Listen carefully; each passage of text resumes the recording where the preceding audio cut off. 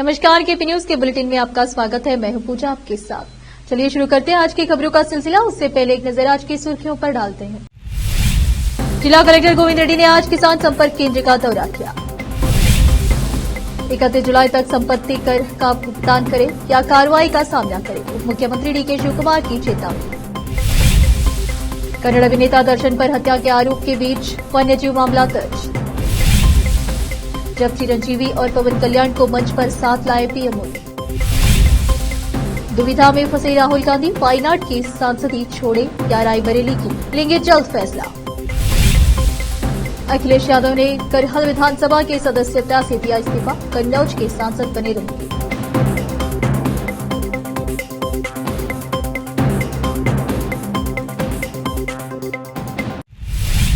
समाचारों का सिलसिला शुरू करते हुए देखते समाचार विस्तार से। जिला कलेक्टर गोविंद रेड्डी ने आज किसान संपर्क केंद्र का दौरा किया और बुआई के बीज का निरीक्षण किया और कृषि विभाग के अधिकारियों को निर्देश दिए कि वे सुनिश्चित करें कि मानसून सीजन में बुआई के बीज की कोई कमी न हो और सभी किसानों को बुआई के बीज उपलब्ध कराया जाए। सभी कार्यों को जिम्मेदारी करने के निर्देश दिए। इस मौके पर कृषि विभाग के अधिकारी सहित अन्य कर्मी आदि उपस्थित थे। उप मुख्यमंत्री डीके शिवकुमार ने उन लोगों के खिलाफ कड़ी कार्रवाई की चेतावनी दी जो 31 जुलाई तक एक मुश्त निपटान ओटीएस विंडो के माध्यम से अपनी बकाया संपत्ति टैक्स का भुगतान करने में विफल रहे। बेंगलुरु विकास मंत्री शिवकुमार ने एक संवाददाता सम्मेलन में कहा कि 1 अगस्त से जिन लोगों ने अभी तक टैक्स का भुगतान नहीं किया है उन्हें टैक्स चूककर्ता माना जाएगा। बृहद बेंगलुरु महानगर पालिका बीबीएमपी ने मार्च के आरंभ में एक मुश्त भुगतान योजना का प्रस्ताव रखा था, जिसके तहत टैक्स चूककर्ताओं को एक मुश्त 50% की छूट के साथ अपने बकाया टैक्स और बैस का भुगतान करने का अवसर प्रदान किया गया। इस योजना को जुलाई के अंत तक बढ़ा दिया गया है। उन्होंने कहा, पालिका ने 2024 से 25 के लिए 5,200 करोड़ रुपए संपत्ति टैक्स एकत्र करने का लक्ष्य रखा था। हालांकि अभी तक केवल 1,300 करोड़ रुपए ही एकत्र किए गए हैं।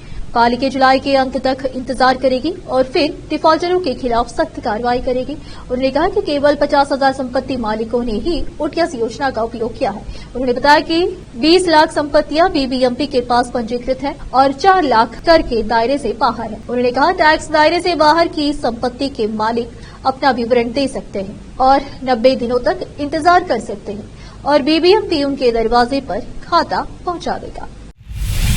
प्रसिद्ध कन्नड़ अभिनेता जिन्हें मंगलवार को हत्या के आरोप में गिरफ्तार किया गया और 6 दिन की पुलिस हिरासत में भेज दिया गया, वन्यजीव मामले का भी सामना कर रहे हैं। जनवरी 2023 में दर्शन युगदीप के खिलाफ मैसूर केटी नरसीपुरा स्थित अपने फार्म हाउस में 4 बार हेडेड हंस रखने के आरोप में एफआईआर दर्ज की गई थी। एक जांच अधिकारी ने बताया, उनके जयलक्ष्मी और संपत्ति प्रबंधक नागराज के खिलाफ एफआईआर दर्ज की गई है। हमने उन्हें 5 समन भेजे हैं, लेकिन आज तक वह जांच अधिकारियों के सामने पेश नहीं हुए हैं। वन विभाग के एक वरिष्ठ अधिकारी ने माना कि यह दुर्भाग्यपूर्ण है कि दर्शन को गिरफ्तारी नहीं किया गया है। अधिकारी ने कहा, जांच अधिकारी के तबादले के बाद फाइल दब गई। वर्तमान अधिकारी ने मामला नहीं लिया। हमने इस पर विस्तृत स्पष्टीकरण मांगा है। लिंगायत समुदाय को लग रहा है कि केंद्र सरकार ने सरकार गठन में उन्हें दरकिनारा कर दिया है। समुदाय के नेताओं ने कहा कि कर्नाटक में पिछले 20 वर्षों से भाजपा को समर्थन देने के बावजूद समुदाय को अब तक एक भी कैबिनेट रैंक का पद नहीं दिया गया है।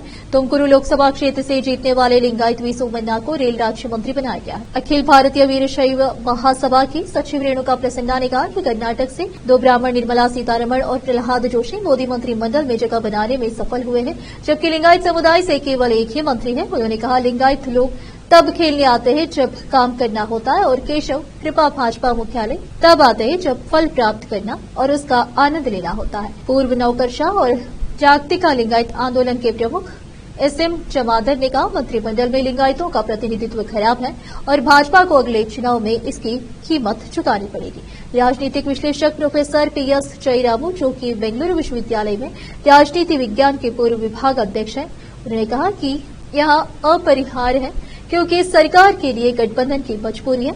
जाहिर है कि वे महाराष्ट्र, बिहार, झारखंड, दिल्ली और हरियाणा जैसे राज्यों से अधिक लोगों को शामिल करना चाहेंगे जहां चुनाव होने वाले हैं। रोकते समाचारों का सिलसिला एक ब्रेक के लिए, जल्द लौटते हैं ब्रेक के बाद।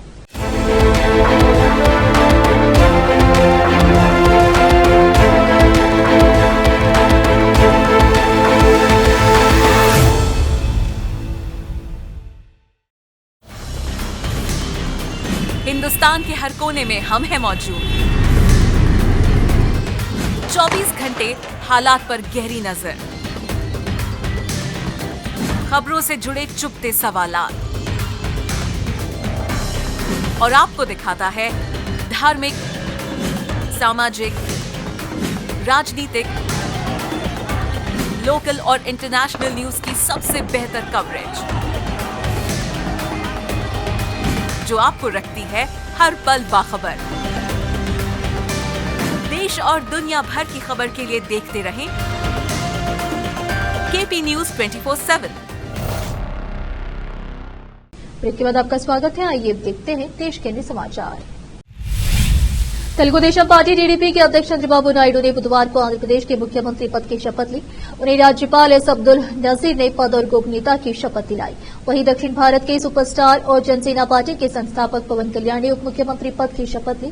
शपथ ग्रहण समारोह में प्रधानमंत्री नरेंद्र मोदी, पूर्व उपराष्ट्रपति एम वेंकैया नायडू, भारत के पूर्व मुख्य न्यायाधीश एन.वी. रामन्ना, केंद्रीय गृह मंत्री अमित शाह, बीजेपी अध्यक्ष जेपी नड्डा समेत कई मंत्री शामिल हुए। इस शपथ ग्रहण समारोह में लोगों का सबसे ज्यादा ध्यान पीएम मोदी के साथ साथ मेगा स्टार चिरंजीवी और उनके भाई पवन कल्याण पर रहा।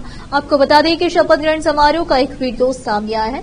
इस वीडियो में देखा जा सकता है कि जैसे ही पवन कल्याण मंच से पीछे जा रहे होते हैं, तभी पीएम मोदी उनका हाथ पकड़कर अपने साथ ले जाते हैं। फिर उनके बड़े भाई और साउथ फिल्म इंडस्ट्री के मेगा स्टार चिरंजीवी के पास जाते हैं। इसके बाद पीएम मोदी मंच से चिरंजीवी और पवन कल्याण का हाथ पकड़कर लोगों का अभिवादन करते हैं। इस दौरान प्रधानमंत्री नरेंद्र मोदी ने दोनों भाइयों का गले लगाया और उन्हें बधाई दी। यह वीडियो सोशल मीडिया के तमाम प्लेटफॉर्म पर वायरल हो रहा है और लोग इस पर अलग अलग रिएक्शन भी दे रहे हैं। कांग्रेस नेता राहुल गांधी रायबरेली और वायनाड दोनों सीट से जीत हासिल करने के बाद अब दुविधा में फंसे हुए हैं। वह यह नहीं तय कर पा रहे हैं कि कौन सी सीट उन्हें अपने पास रखनी चाहिए और कौन सी छोड़नी चाहिए। बुधवार को उन्होंने अपनी इस दुविधा का जिक्र भी किया है। उन्होंने कहा कि इस दुविधा में है कि उन्हें वायनाड और रायबरेली लोकसभा सीट में से कौन सी सीट छोड़नी चाहिए। 2024 के लोकसभा चुनाव में राहुल गांधी ने इन दोनों सीट से चुनाव लड़ा और दोनों क्षेत्र की जनता ने उन्हें अपना भरपूर आशीर्वाद भी दिया। राहुल गांधी ने दोनों सीटों से चुनाव जीत गए। उन्होंने कहा कि वह जो भी निर्णय लेंगे, दोनों निर्वाचन क्षेत्र के लोग उससे खुश होंगे। उन्होंने लोकसभा में दूसरे कार्यकाल के लिए उन्हें चुनने के लिए वायनाड के लोगों का धन्यवाद दिया। कांग्रेस नेता ने यहां एक जनसभा में कहा, मैं आपसे जल्द ही मिलने की उम्मीद करता हूं।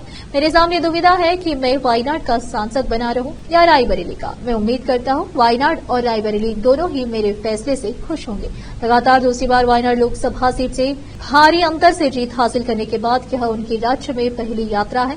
राहुल गांधी ने नरेंद्र मोदी पर कटाक्ष करते हुए कहा कि उन्हें भगवान से कोई निर्देश नहीं मिलता कि क्या करना है, जैसा कि प्रधानमंत्री करते। मोदी का उपहास उड़ाते हुए कांग्रेस नेता ने कहा कि भगवान ने प्रधानमंत्री को देश के प्रमुख हवाई अड्डों और बिजली संयंत्रों को अडानी को सौंपने का निर्देश दिया है।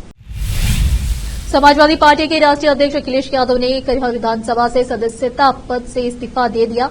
साथ ही यूपी विधानसभा में नेता प्रतिपक्ष के पद से भी इस्तीफा दे दिया है। अब करहल विधानसभा पर उपचुनाव कराया जाएगा। विधानसभा कार्यालय में उनके इस्तीफे की कॉपी पहुंचा दी गई है। अखिलेश यादव कन्नौज संसदीय क्षेत्र से निर्वाचित हुए, जबकि 2022 के यूपी विधानसभा चुनाव में वहां मैनपुरी जिले के करहल विधानसभा क्षेत्र से चुनाव जीते थे। विधानसभा में फिलहाल उनके पास नेता प्रतिपक्ष का दायित्व था। यूपी के 80 लोकसभा सीटों में से सपा 37 सीटें जीतकर लोकसभा में तीसरी बड़ी पार्टी बनकर उभरी है। करहल विधानसभा सीट पर अखिलेश के इस्तीफे के बाद अब यहां चर्चा शुरू हो गई है कि इस क्षेत्र से उपचुनाव में सपा का प्रत्याशी कौन होगा।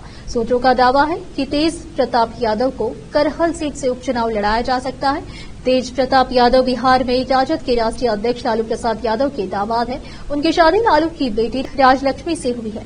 लोकसभा चुनाव 2024 में सपा ने कन्नौज विधानसभा सीट से पहले तेज प्रताप यादव को ही टिकट दिया था। हालांकि नामांकन के आखिरी दिन अखिलेश यादव ने खुद इस सीट से पर्चा भरा। चुनाव में उन्होंने भाजपा के प्रत्याशी सुब्रत पाठक को हराया था। राम मंदिर निर्माण और खास तौर से प्राण प्रतिष्ठा के बाद समारोह से अयोध्या नगरी की रंगत बदल चुकी है। अब अयोध्या में national security guard NSG centre बनाने की योजना पर काम शुरू हो गया है। इस संबंध में गृह मंत्रालय में फाइल आगे बढ़ चुकी है। जानकारी के मुताबिक सरकार की योजना है कि अयोध्या में डीआईजी और आईजी रैंक के अधिकारी की अगुवाई में एनएसजी का एक सेंटर स्थापित किया जाए। इस एनएसजी सेंटर पर बम निरोधक दस्ता, anti sabotage team, anti hijacking team, quick action team के 9 डॉग स्क्वाड के साथ ही सभी आधुनिक उपकरण मौजूद रहेंगे। दरअसल अयोध्या में पहले से ही बेहद संवेदनशील रही है। यहां पहले भी आतंकी हमले हो चुके हैं, लेकिन सुरक्षा बलों की सतर्कता के चलते आतंकियों के मंसूबे कामयाब नहीं हो पाए थे। राम मंदिर निर्माण के बाद यहां राम भक्तों की भीड़ को देखते हुए कड़ी सुरक्षा व्यवस्था की गई है। वहीं अब केंद्र की योजना अयोध्या में एनएसजी सेंटर स्थापित करने की है। मध्य प्रदेश के पूर्व मुख्यमंत्री और भारतीय जनता पार्टी के नेता उमा भारती के सुरक्षा अधिकारी के पास पाकिस्तान और दुबई से फोन आने की खबर सामने आई है। रिपोर्ट्स के मुताबिक फोन करने वालों ने उमा भारती की लोकेशन के बारे में जानकारी मांगी। पूर्व मुख्यमंत्री उमा भारती के कार्यालय की ओर से जारी किए गए एक बयान में कहा गया, उमा भारती की सुरक्षा में तैनात पुलिस अधिकारी को पाकिस्तान और दुबई से फोन आया और उनसे बार बार लोकेशन पूछी गई। उन्होंने अपने को क्राइम ब्रांच का अधिकारी बताया और कहा कि पूछताछ के लिए लोकेशन जानना चाहते। उमा भारती के कार्यालय प्रभारी की ओर से जारी किए गए बयान में आगे कहा गया कि दोनों ही फोन नंबरों की ट्रू कॉलर से सर्च की गई तो एक नंबर पाकिस्तान के एम हुसैन और दूसरा नंबर दुबई के अब्बास नाम के शख्स का निकला। दोनों फोन नंबर के बाहरी होने की पुष्टि के बाद उमा भारती की सुरक्षा में तैनात पुलिस इंस्पेक्टर द्वारा इसकी पूरी जानकारी पुलिस महानिदेशक और एडीजी इंटेलिजेंसी को भेज दी गई है। कार्यालय प्रभारी द्वारा जारी किए गए बयान को उमा भारती ने अपने सोशल मीडिया प्लेटफॉर्म पर भी साझा किया है। लोकसभा चुनाव में लगातार तीसरी बार जीत दर्ज कर केंद्र में एनडीए की सरकार का गठन हो चुका है। सरकार ने अपने अगले 100 दिन के एजेंडे पर करना शुरू कर दिया है। इस बीच प्रधानमंत्री नरेंद्र मोदी 20 जून को श्रीनगर पहुंचेंगे। वे 21 जून को वहां आयोजित होने वाले योग दिवस कार्यक्रम में शामिल होंगे। बता दें कि पीएम मोदी का यह कश्मीर दौरा ऐसे समय में हो रहा है जबकि आतंकियों ने एक बार फिर घाटी को लहूलुहान करने के अपने मंसूबों को अंजाम देना शुरू कर दिया है। राज्य में पिछले एक हफ्ते में आतंकी घटनाएं तेजी से बढ़ी हैं। रविवार 9 जून को आतंकियों ने श्रद्धालुओं की बस को निशाना बनाकर अंधाधुंध फायरिंग की थी। फायरिंग से बस अनियंत्रित होकर खाई में जा गिरी। इस हमले में 10 श्रद्धालुओं की मौत हो गई, वहीं कहीं घायल हो गए थे। एक बार फिर से रुकते हैं एक ब्रेक के लिए, जल्द लौटते हैं ब्रेक के बाद।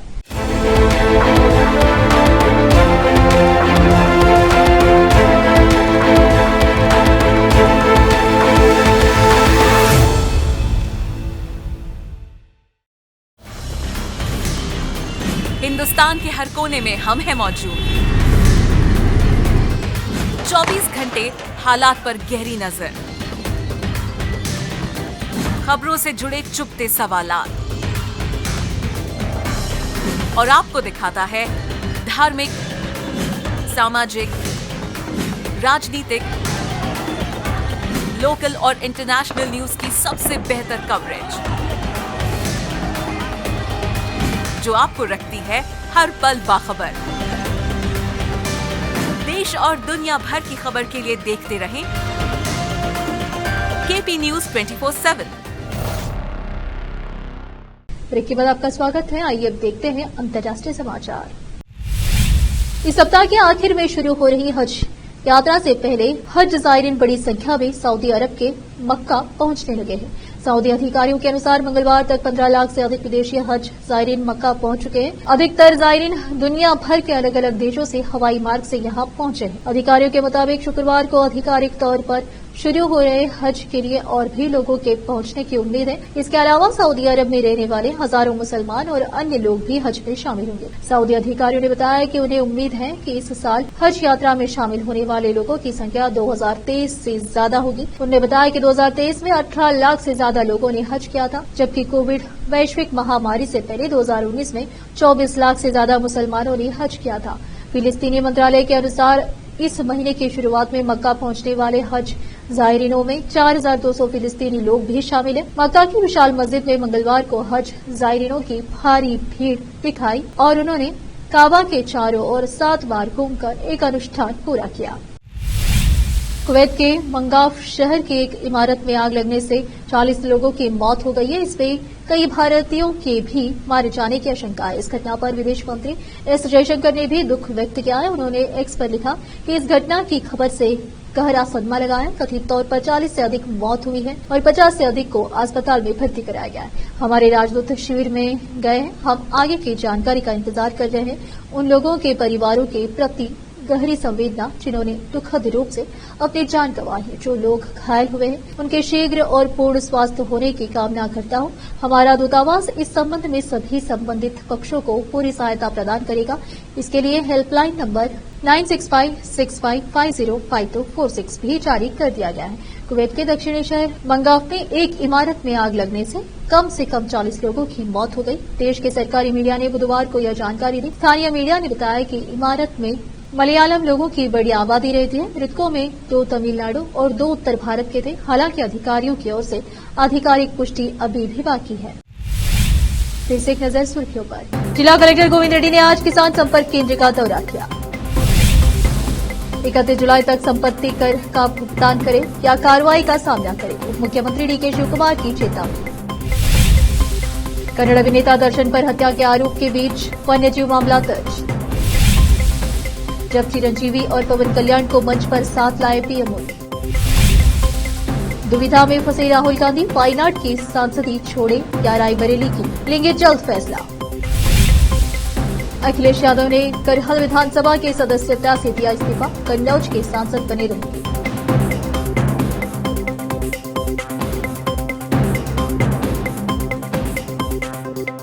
केपी न्यूज के बुलेटिन में आज इतना ही। आप देख रहे थे हमारा चैनल केपी न्यूज 24/7। धन्यवाद।